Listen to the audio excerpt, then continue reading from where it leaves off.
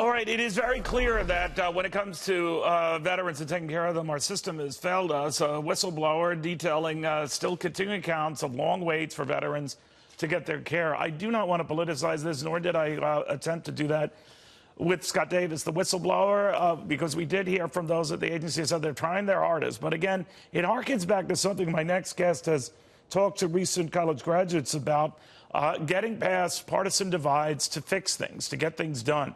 He has a long history as a former governor of Indiana, a former budget director for President Bush, and now the president of Purdue University, to know of what he speaks. Mitch Daniels joins us right now. Governor, thank you for taking the time.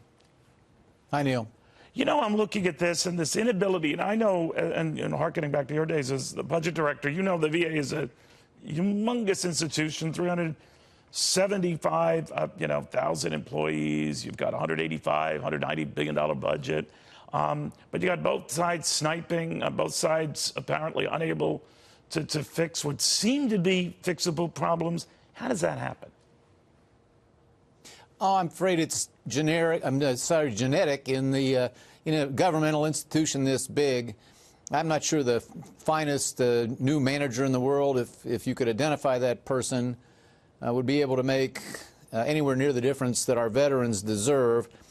About the last way to have an effective, efficient delivery of services is to build a massive government bureaucracy, especially the federal government, with all the encumbrances that it has put on itself, all the special protections I heard discussed in your previous segment. You know, I just as one example, long ago it seems to me they should have liberated veterans to seek out other health care and send the bill to the government where it's more convenient or better suited to their medical condition. But any bureaucracy of that size, think the post office. It's just particularly with the restrictions that have accreted over the years on effective management, you've got a situation which is virtually impervious to the change that's necessary. You know, a lot of it is politics, too. There's, you know, Republicans critical of a Democratic administration for not getting a handle on veterans' problems. Now Democrats going after Republicans for not getting a handle on this administration. It's something you talk to kids about. What do they say? Well, I hope our younger people are not becoming so disillusioned or turned off by the spectacle of their elders dividing into what we now commonly call tribes. I think it's worse than partisanship, although there's some alignment of the two phenomena.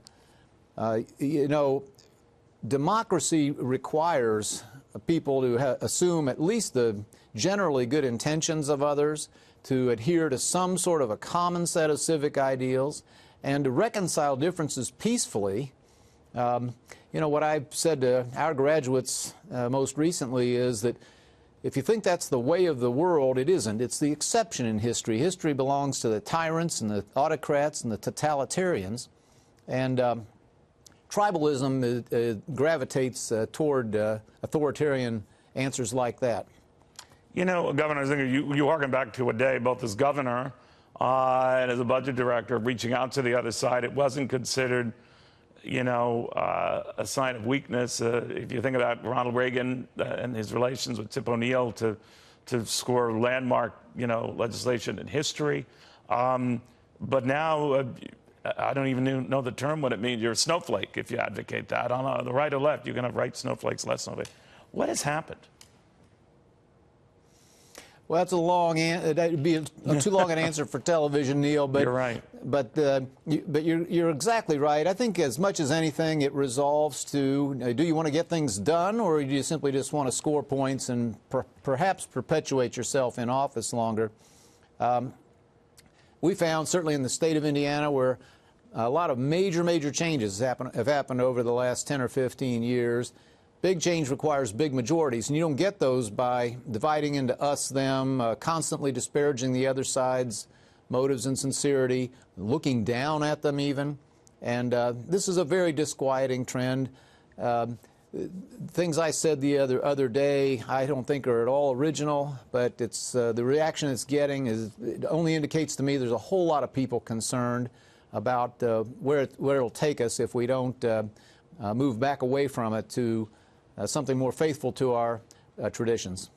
Well, without blowing you smoke, Governor, I thought it was historic. The comments were profound. I don't know whether it's a Thomas Paine common sense thing, but it's darn close. So thank you for hearkening back to our better angels. We still have it in us. Thank you, sir. Appreciate it.